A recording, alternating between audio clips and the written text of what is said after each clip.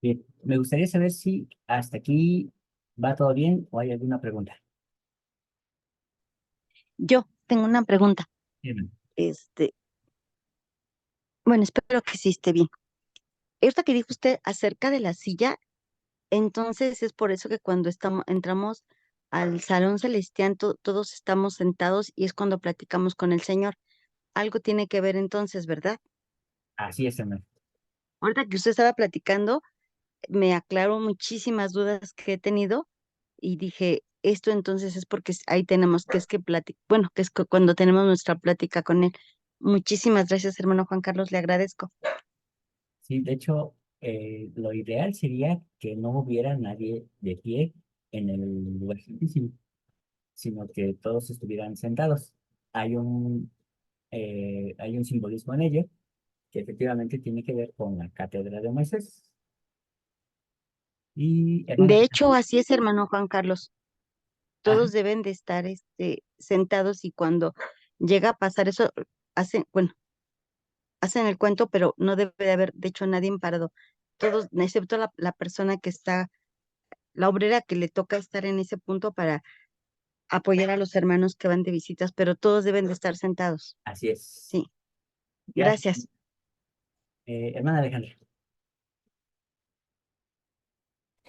Hermano, yo quiero como, bueno, no sé cómo explicarlo. Ahorita que lo estaba escuchando, yo leí el libro de Irán Antaki, donde hay un desarrollo y una explicación sobre los panteones hebreos y sobre todos los dioses. Y ahorita que lo estaba yo escuchando, es mi impresión, usted corríjame si está mal, pero me da la impresión de que hay una como lucha entre justo la manera como Yahvé se tiene que imponer a todos los grupos. O sea, había un mundo de dioses. Ujú. Y de hecho, en cierto momento histórico, ellos no tenían tema de tener esos dioses. O sea, ellos no sé, tenían esas relaciones con los dioses y no tenían ningún problema. Conforme fue avanzando y conforme fue creciendo Israel, Jehová, digo, no Jehová, el Señor Yahvé empieza a presentarse como el Dios único. Pero quiero preguntarle por la parte del monoteísmo, ¿no? Porque monoteístas fueron, hay una parte en los egipcios donde un rey, un faraón, impone, que también ellos eran politeístas, y les impone el monoteísmo a ellos, ¿no? Y aparte de él, tendríamos que hablar de que históricamente o religiosamente hablando, el monoteísmo como tal, incluyendo con el profeta el rey que usted mencionó, no me acuerdo su nombre, pero que nos hizo ver el video, ajá, eh, era como, ¿cómo lo puedo decir? Como yo lo veo, como algo que era conveniente políticamente hablando, ¿no? Entonces, el pueblo de Israel no se podía desintegrar, o sea, había que mantener la unidad. Y parte de mantener la unidad era el Dios, ¿no? El Dios eh, sin nombre, el Dios invisible, el Dios con las características que le distinguía del resto de los dioses, porque a nivel universal todos los pueblos tenían dioses, ¿no? Y fundamentalmente ellos tenían dioses en los astros, en el sol, en la luna y toda esta historia. Pero desde mi humilde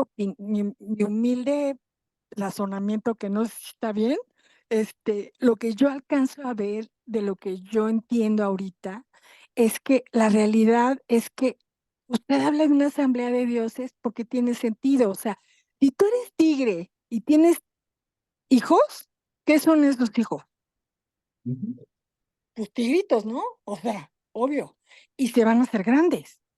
Entonces, tiene sentido en el sentido de que una asamblea de dioses refiere a la presencia de personas que tienen desarrollos en diferentes dimensiones, en diferentes direcciones, ¿no? Sin embargo, sí, pues nunca el papá o el papá tigre va a dejar de ser el papá, ¿no? Porque es el que engendró a los hijos. Entonces, a mí me da esa impresión. Y entonces, Yahvé tiene que establecerse y de hecho esa lucha, porque inclusive es interesante cuando los asirios son enviados para agobiar a los israelitas porque se portan mal, ¿no? Entonces ellos van y además ellos saben que los está mandando Yahvé. O sea, eso es increíble, ¿no? Y entonces es esa lucha.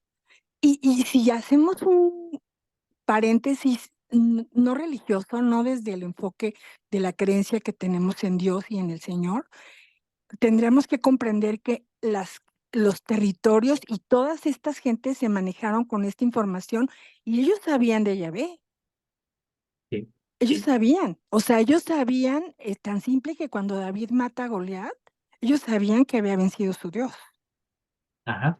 Y, lo tenían claro. y esto es Digo, muy no, eso no importante. significaba que creyeran en él, o sea, no iban a creer en Yahvé, obviamente, pero sí había una presencia que se fue manifestando y dando y presentando a nivel universal, Así es, como lo es hoy. y por eso es Perdón, cuando sí, Dios da el primer mandamiento, Él dice, no tendrás dioses ajenos delante de mí. Ese primer mandamiento que le da a Israel, ojo, no era para todas las naciones, era para Israel. No claro, es simbólico, no tendrás una televisión delante de mí, no tendrás un carro delante de mí. No, no, no, no, no. Está hablando de dioses. ¿Por sí, qué? claro, Porque el siguiente mandamiento es, no te harás imagen ni semejanza. Obviamente, en el monoteísmo, tanto cristiano, judeo, eh, el mandamiento uno y 2 los han fusionado y dicen, no tendrás dioses ajenos, o sea, imágenes de cosas materiales. No es así. Dios estaba hablando de dioses. No tendrás otros dioses delante de mí. Pero era un mandamiento dado a Israel. Ya después vamos a hablar con más calmitas sobre por qué los otros dioses perdieron. Sin embargo, efectivamente era necesario que el Dios de Israel se impusiera sobre los demás dioses, porque él era el que iba a bajar e iba a rescatar al resto de las naciones. Entonces, pero de entrada, hermano, esta es la razón. un último comentario que a mí me maravilla. Ahorita el profeta actual pide que la iglesia se nombre por el nombre del Señor, que se diga la iglesia de Jesucristo. Porque a mí me da la impresión de que justo tendemos a formar grupo y tendemos como a socializar y esa historia, entonces yo se lo digo porque, por ejemplo, yo soy fan del presidente Hinckley. O sea, el presidente Hinckley marcó mi vida, para que usted me entienda. Más breve O sea, comentario. y tendemos como a buscar al hombre, o sea, como, no sé, como, no a buscar a Dios, sino, ay, pues yo voy a la clase del hermano Juan Carlos porque le entiendo súper bien. Y él me explica y yo pues ya le voy a entender, Ujú. ¿no? Y no nos tomamos como la molestia de agarrar y decir, oye, tú tienes que orar, o Ah, sea, tú tienes que preguntar. es correcto, hermana. Hermano Enrique, adelante.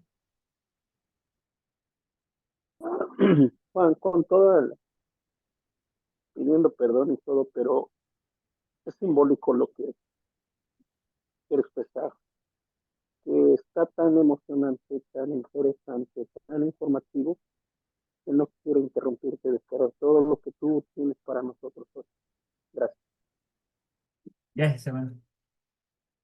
Bien, hermanos, pues ya prácticamente para terminar, ya es solamente ver cómo es que el Urim y Tumim empieza a tomar forma y evolución. Decíamos que entonces Moisés es la figura que representa a Dios, al Dios de Israel. Él es el Dios de Israel en la tierra. Me gusta esta imagen que encontré, eh, y es tomada de nuestros hermanos testigos de Jehová, porque ponen a Moisés con la túnica de colores, lo cual era una representación de su estado exaltado, de su preeminencia en el sacerdocio. Pero Aarón, su hermano, recibe una vestimenta peculiar, diferente. Esa vestimenta lo caracteriza no solamente como el poseedor del sacerdocio, sino que además tenía que representar a Dios en la tierra. Y la única manera de hacerlo posible era dándole ese pectoral con las 12 piedras. Y volviendo a esa parte de Lucifer, Lucifer solamente tenía 9. Y entonces a Aarón se le dan 12 para que se mostrara que él tenía la plenitud de autoridad delante de los hijos de Israel. Pero además de eso, él recibe Urim y Tumim. El Urim, que era la piedra blanca, y el Tumim, la piedra negra. Urim, que bueno, sabemos que significa luces, Tumim, perfección. Si tomamos solamente la primera letra de cada piedra, encontramos el Aleph Taf, que significan, o son más bien, la primera letra del alefato hebreo y la última letra del alefato hebreo. Por lo tanto, lo que tenemos ante nosotros es un alfa y omega, Aleph Taf, principio y fin, todas las cosas pasadas, presentes y futuras delante del sacerdote. Sí, eh, a manera solamente, digamos, general, así muy, muy amplia, pues el sumo sacerdote tenía esa oportunidad de entender cosas pasadas, presentes y futuras.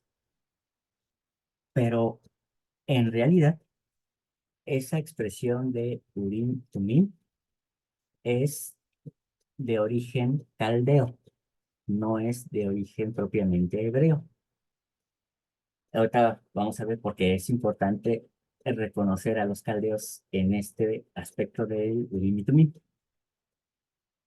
Lo que vemos aquí abajo, hermanos, en la piedra que vemos en el centro, es la piedra oficial con la que se tradujo parte del Libro de Mormón. Esa piedra está en manos de la iglesia. Eh, Supongo que la original está resguardada en las bóvedas de la iglesia, pero hay algunas representaciones en el Museo de José Smith. En ese mismo museo también está el sombrero, donde él metía la piedra y continuaba con la traducción. En la parte del medio, pues evidentemente tenemos eh, la imagen de Zopark, esta caricatura irreverente, que dedica un capítulo entero a el profeta José Smith y nos habla sobre esa manera en la que él tradujo el libro, que durante muchos años, muchos años, la iglesia negó como institución, hasta que el presidente Nelson, en los años 90, en calidad todavía de apóstol, perdón, empieza a hablar de esto, empieza a mostrar, y él fue precisamente quien inaugura el Museo de José Smith, donde está esta piedra y el sombrero. Si se dan cuenta, es una piedra común, es una piedra de río, y en el mundo hay muchas culturas en donde los medium usan piedras para poder actuar como videntes. Lo que tenemos en el extremo inferior es otra piedra, muy parecida a la piedra de José. Sin embargo, es una piedra llamada Urim Tumim. Y esta piedra es babilónica. Fue encontrada en Mesopotamia. Incluso si agrandáramos, bueno, voy a agrandar la imagen para que ustedes puedan ver. Tiene un grabado con el plumón, donde se indica, pues así que todas las características del hallazgo, eh, el registro que tiene en el museo. Entonces, esta piedra es una de las llamadas Urim Tumim, que es de origen babilónico. Ahí, en los textos, en las tablillas sumerias, es los registros más antiguos que existen en el mundo y mucho más antiguos que la propia Biblia. Y ahí aparece el conocimiento de los Tumim. Estas piedras, hermanos, paso a la siguiente diapositiva, en realidad son 7. ¿Y por qué es importante este conocimiento? En la primera imagen, hermanos, vemos una paloma. En la segunda imagen vemos una paloma rascándose, que es lo que vemos en el Urim Tumim.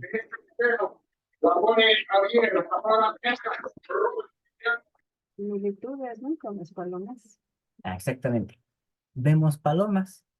eh, y aquí, por ejemplo, hay de una paloma rascándose. Y entonces, hermanos, esto eran los Urim y Tumim. 7 palomas representadas en forma de piedra, que obviamente no eran talladas, eran solamente encontradas en el río y debían de tener esta característica de ser semejantes a una paloma. Ojo, porque si ustedes recuerdan, el Espíritu Santo se representa como en forma de paloma en el bautismo de Jesús. Y Lucifer, ni ningún otro demonio, puede tomar esta forma. Es única.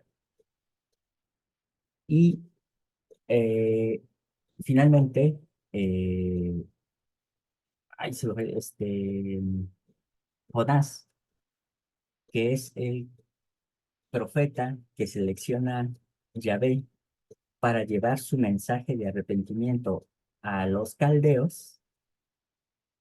Jonás significa paloma. Y entonces él es quien va a predicarle a los asirios, sabiendo que ese pueblo había sido elegido por Dios para llevar cautivo a su propio pueblo. Por eso es que Jonás no quiere ir y se resiste y dice, ¿yo por qué voy a ir a predicarle el arrepentimiento a un pueblo que va a venir a destruir el mío? Y entonces se rehúsa a predicarles. Sin embargo, su mensaje ya estaba incluso en su nombre. Entonces, el profeta Paloma tenía que llevar el mensaje de Urim y Tumim a, eh, a los asirios y decirles, tienen que arrepentirse. Lo interesante es que el pueblo de Nínive se arrepiente en polvo y ceniza. Y su arrepentimiento es tan sincero que el Dios de Israel se agrada del pueblo de Asiria y confirma que efectivamente son más justos que el propio pueblo de Israel. Y entonces por eso es que son seleccionados para ser el azote del pueblo de Israel. Y lo mismo pasa con Babilonia, con el rey Nabucodonosor. Nabucodonosor le dice al rey Ezequías, tu Dios me mandó para hacerte mi esclavo, para tomar tu pueblo y tu templo. Y entonces no le quedó de otra a Ezequías más que aceptar la voluntad de Dios, porque Dios se lo había mostrado al rey de Babilonia. Y entonces, hermanos, cuando estas palomas eran echadas al aire, las que caían de pie decían sí, y las que caían acostadas o de cabeza decían no. Y eso fue durante muchas generaciones. Cuando Moisés le da el Urim y Tumim a su hermano, le dice, siempre que saques la piedra negra, representa no. Siempre que saques la piedra blanca, representa sí. y era una forma de echar suertes, era una forma de conocer la voluntad de Dios en un volado, un sí o un no. Y esto era todo, excepto por Abraham. Abraham recibió un Urim y Tumim cuando vivía con los caldeos. Y él, a través de ese Urim y Tumim, él recibe entonces revelaciones muy grandes, entre ellas el origen de los cielos y de la tierra. Y, hermanos, ¿qué ocurre? Que se trata solamente de lo que muchos llaman brujería, magia. Entonces, cuando escuchen que los mormones tenemos magia o hacemos magia, pues no nos vamos a hacer los ofendidos. Sí es magia, pero hay un detalle, que hay una magia que no es permitida y hay una magia que sí es permitida. De tal forma que el Urim y Tumim sí tiene una importancia espiritual a nivel metafísico, es decir, más allá o más bien por debajo de lo físico, que los ojos humanos no pueden comprender, pero no tiene nada que ver con ni con los demonios ni con otros dioses, sino es solamente porque Dios lo manda. Y entonces, hermanos, cuando el Señor llama a sus apóstoles, de los 12, solamente uno es llamado Cefas. Nosotros lo conocemos mejor como Pedro, pero Cefas es la palabra hebrea, perdón, la palabra aramea, que significa piedrecita vidente, así como la palomita que vimos, así era Pedro, una palomita, que es una piedra vidente, porque no se lo revela carne ni sangre, sino que es la voluntad de Dios haciéndose presente. Y entonces, hermanos, llegamos a nuestro tiempo. Cuando decimos que tenemos 12 apóstoles y una primera presidencia, que son sostenidos como profetas, videntes y reveladores. Y yo les preguntaba hace rato, ¿los profetas, videntes y reveladores son videntes? Y ustedes dijeron que sí. Yo dije no. ¿Por qué? Porque no es lo mismo que sean sostenidos a que lo sean. Un profeta es profeta cuando actúa como profeta. Por lo tanto, un vidente es solamente vidente cuando actúa como vidente. Ellos no son siempre videntes, por lo que tampoco son siempre profetas. Y entonces, ellos son profetas porque profieren, enseñan, testifican. Son videntes cuando el Señor les muestra algo, les hace ver con ojos espirituales. Tal vez usando el Urim y Tumim, pero no necesariamente, porque como hemos visto, el Urim y Tumim en realidad solamente sirven para saber un sí o un no, pero cuando Dios quiere decir algo más extenso, entonces les muestra una visión.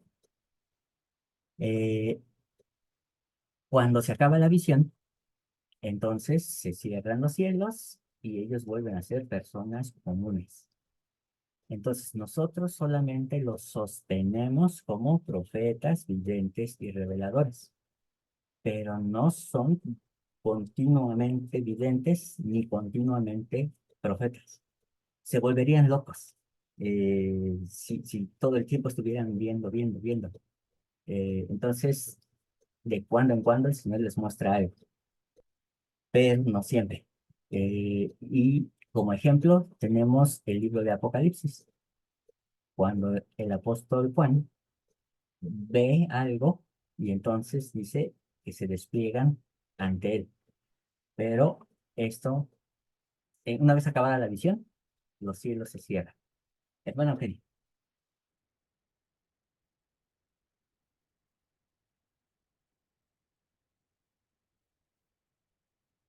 Adelante, hermano Kenny.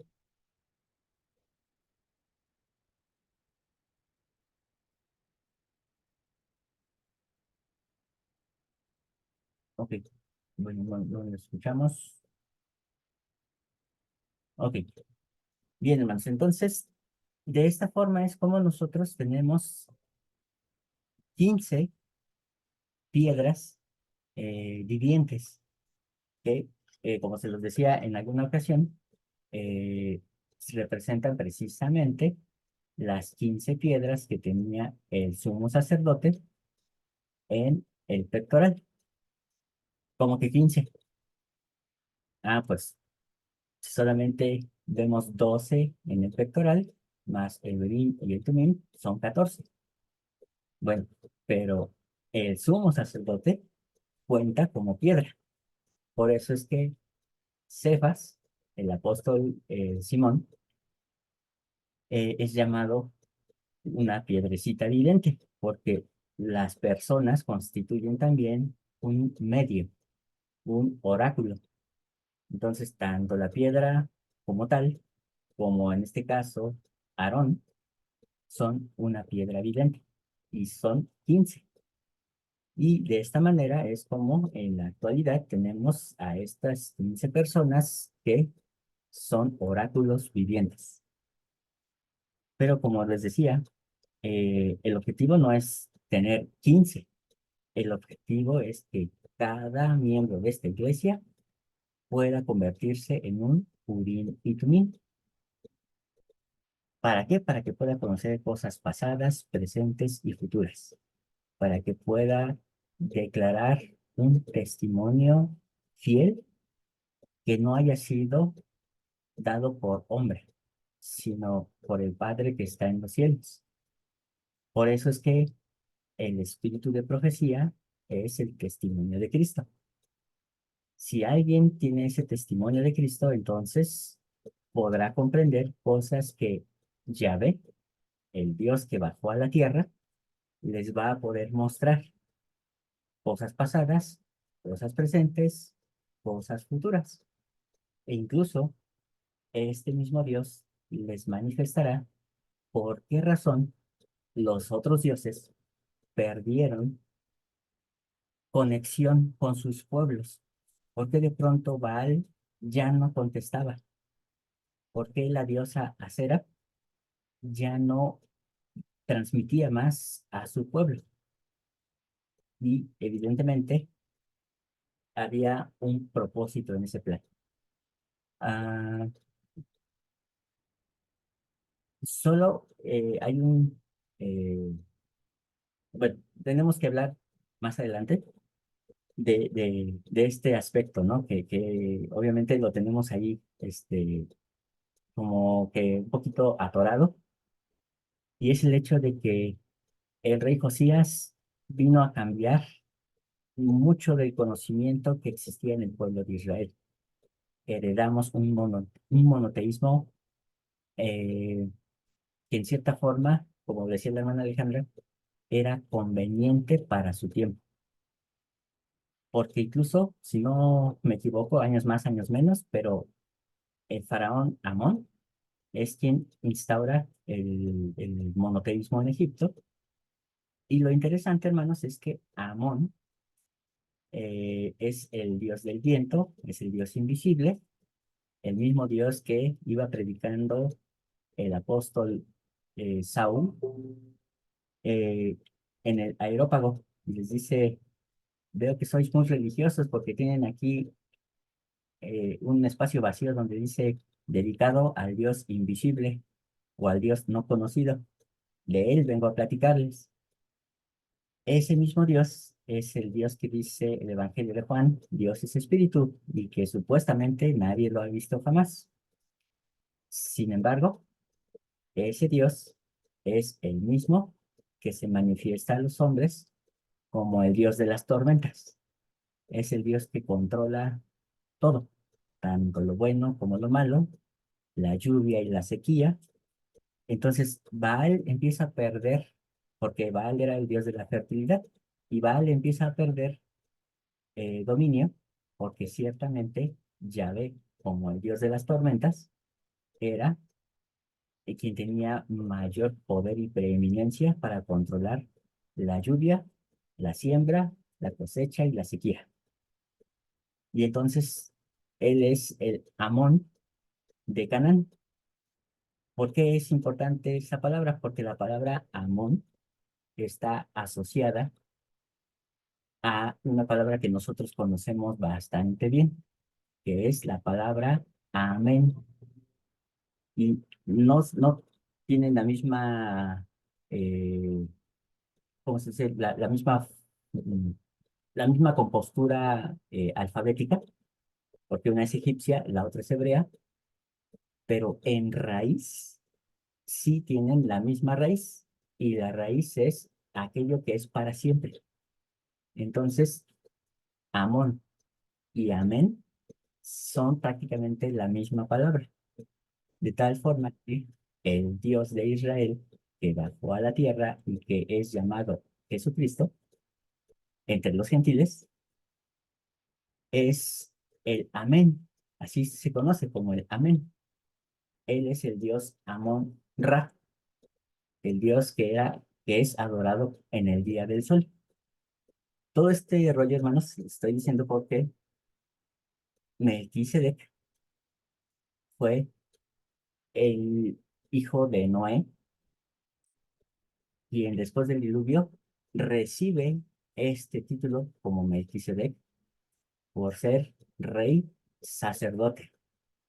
Y él era quien recibía el conocimiento directamente de Yahvé.